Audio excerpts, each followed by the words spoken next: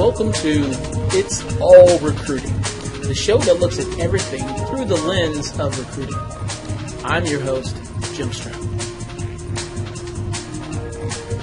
Ladies and gentlemen, boys and girls, children of all ages, welcome to another exciting, action-packed episode of the It's All Recruiting podcast. I'm your host with the most, Jim Stroud. Yay! All right. If you watch my video series, The Jim Stroud Show, you no doubt saw the video I did about robots. And I got a lot of feedback from you guys. You were like, wow, that robot, that SIMBOT was amazing. I wish you'd go deeper into that. Well, I heard you, dear listeners or dear video watchers, whatever the case may be.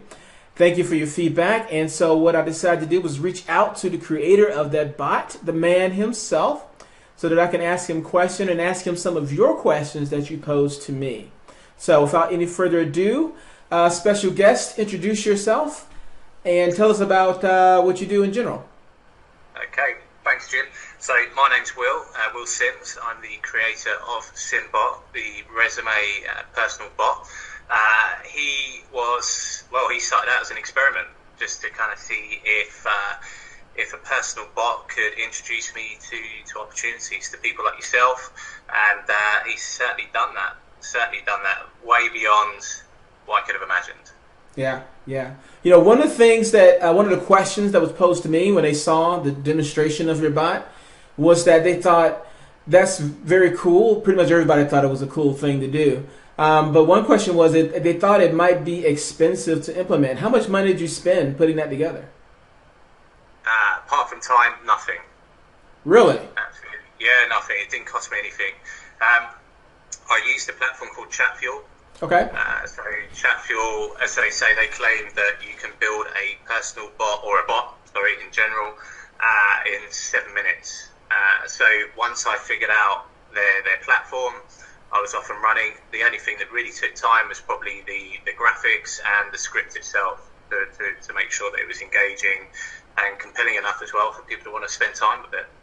Now, did you have another question that popped up? Did you have a programming background?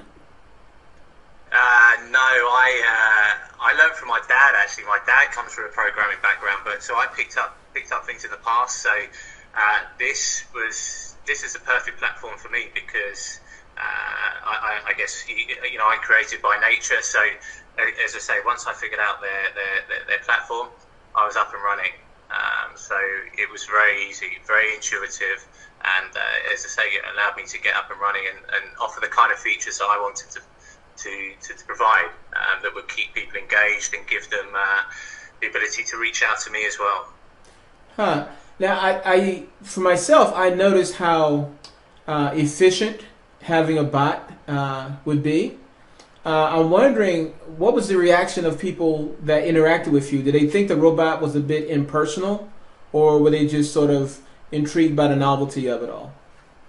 I think, two things. I think, one, there's novelty. I think probably what's happening at the moment, there's a bit of a wave that, I'm riding on the crest of the wave because chatbots or bots in general are pretty, they're a big thing at the moment. They're taking over apps, of course, we know that. So every time something like this pops up, people want to get involved with it. So there's a bit of that.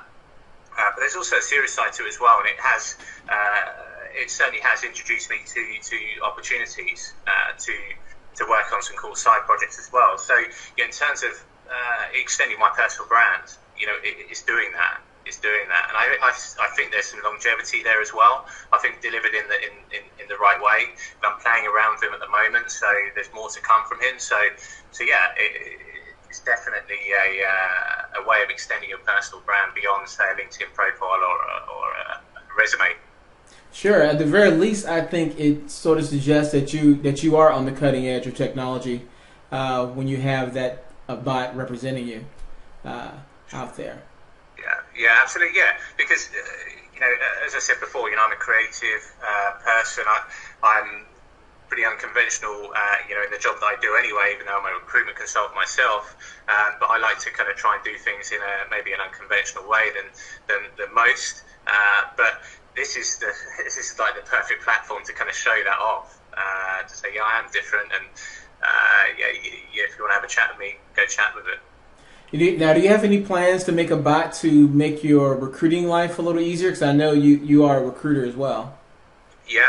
So I'm working on something, calling it Purple Squirrel. Okay. Aptly named.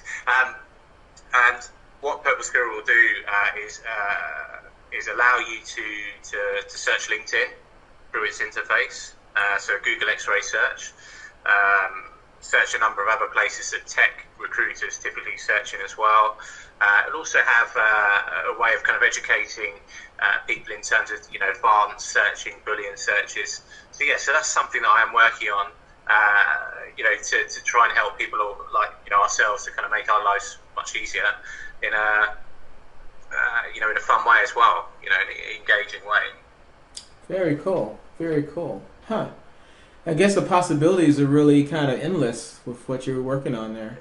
Yeah, I think, yes, if you're, the thing is, that if you're using something like ChatFuel, you're limited by their boundaries to an extent. There is some clever things you can do with it, and if you know what you're doing, you can add some coding in there as well.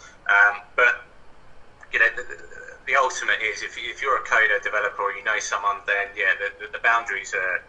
At the moment, it seems that the boundaries are endless. People do some really, really cool things with this technology.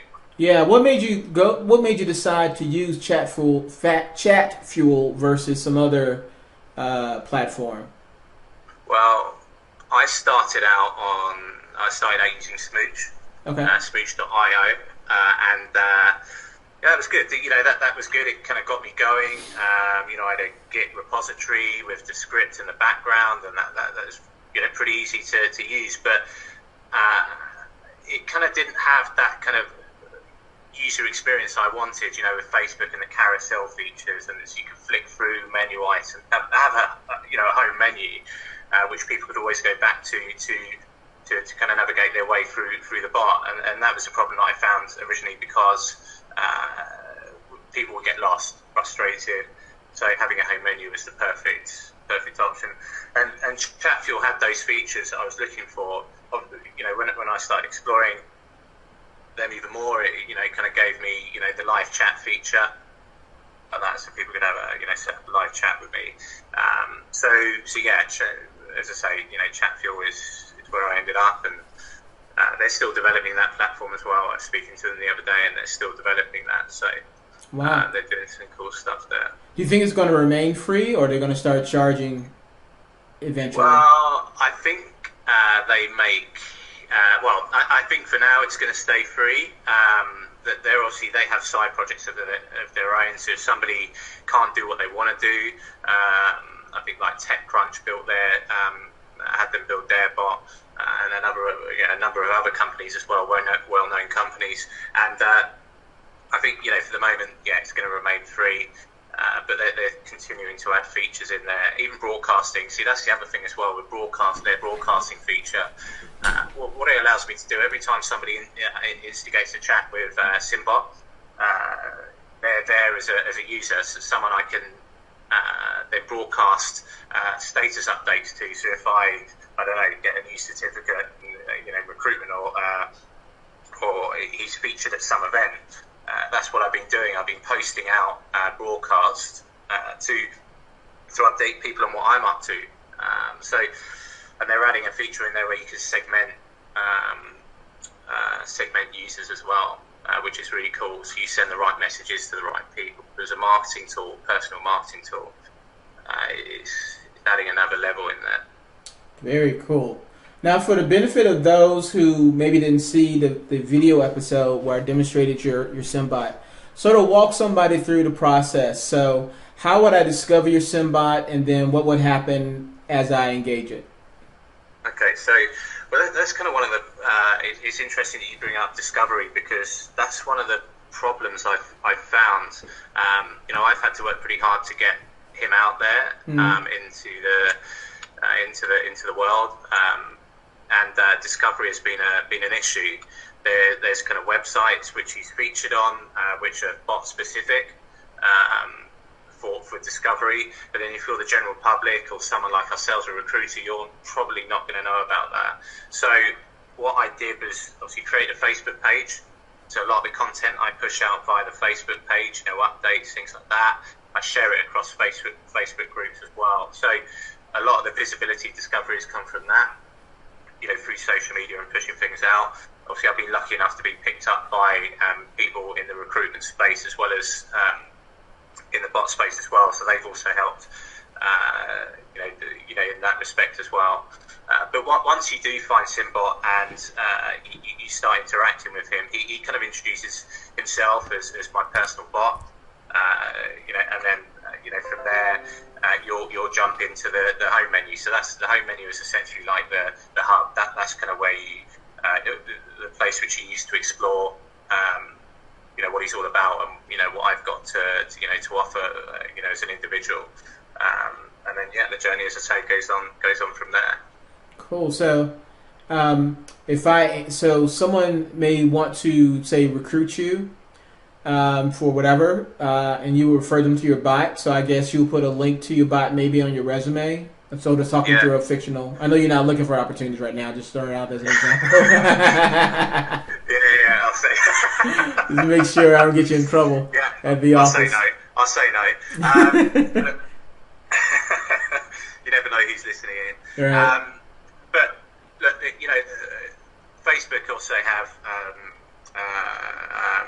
a messenger code, which is so when you go and visit, say my Facebook profile or the Facebook page, you'll see the Facebook code. It's a bit like Snapchat code, to start a conversation with someone.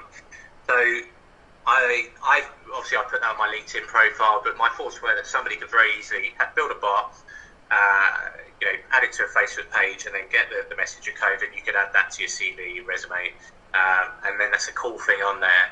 It kind of goes then beyond like, oh, here's my LinkedIn profile, and you've got a URL, you've got something which is very visual. They can scan it with their phone, and it starts a conversation instantly. So it's a great way of introducing you and adding in the lines in someone's resume that or context that you might not get just on the kind of flat resume or LinkedIn profile. Sure. Can you imagine a world where job seekers all have their own resume robots? And I'm working on it. Are you now? I mean, it got interesting, right? So a recruiter reaches out to a job seeker, and job seekers are tired of recruiters pinging them, especially if they're, I guess, software developers or data analysts or something like that. And they'll say, talk to my robot. Yeah, I do. I really think they can offer an introduction to somebody and, kind of tell their story, in their own words. And that's the beauty of it as well, is that, it kind of offers that platform to be able to tell your story, to kind of show off in a dynamic way that, not to harp on, but, often your LinkedIn or resume can't. But, you've got that dynamic content, you can show off projects visually, lots of different ways you can use it, as we were talking about earlier. So as I say, I'm working on it. So, you never know. Interesting. Did you hear about this? It's this company out of the UK, I believe. I think they're out of the UK, called First Job, and they have a bot called Maya, and they were able to automate with bots like 75% of the recruiting process. Have you heard that before? Yeah, I've heard a little bit about them. I'll be honest, I haven't sort of looked into them too deeply, but I know people like them, like them, and Wade and Wendy, which is something else, in the States. This is the thing. There's some really cool things going on, out there. Some people experimenting with this, and I think the recruitment industry just starting to kind of catch on, it'd be interesting to see how they adopt it. As I say, I think there hasn't been some interesting people in the industry that they've shown interest, but I think it's still in its infancy, and I think they're still trying to figure it out and how it can add value to them. But I definitely think there's a future. with so many, when bots become a major trend, especially when they get to HR and become a major trend, do you think that robots will eventually replace recruiters? I don't think they will. I think they can work very comfortably with each other. I think this technology allows because you know on the company side as well, say on the recruiter side, you could very easily build something to help the recruiter, and soon bots will be speaking to bots. I don't think that's too far away. I think that a recruiter could have a bot that is actively or proactively going out and chatting with people's personal resume bots. I don't think that's too far away. I think that's a possibility. That would be something to see. That would be something to see. Then maybe we might be worried, but I think you still have to, with any technology, in any industry, that I think you still got to have that human involved. That's key. That's key. Definitely.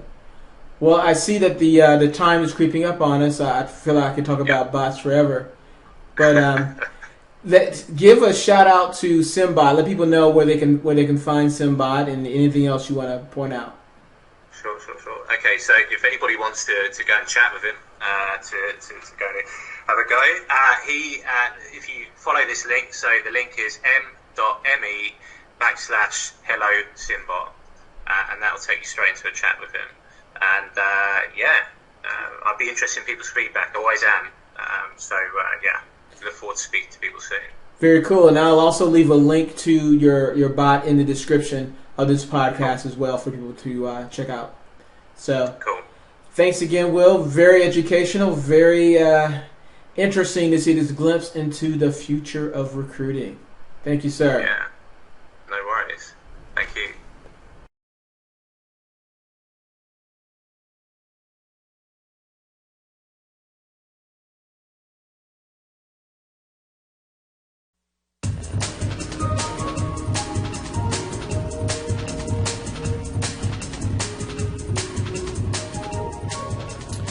Thank you so much for listening. If you were not there, then I would be here talking to myself. So thank you for that. If you would, check out the links in the podcast description because they are there for you. Finally, if you love what you heard, hate what you heard, or not quite sure what you just heard, I want to know about it. Connect with me on Twitter @JimStroud or LinkedIn or Google+, or pretty much anywhere you find me online. I'm everywhere. Okay, enough of that. Until next time, one last word spoken 3 times to my people at Randstad Sourceright. Love, love, love.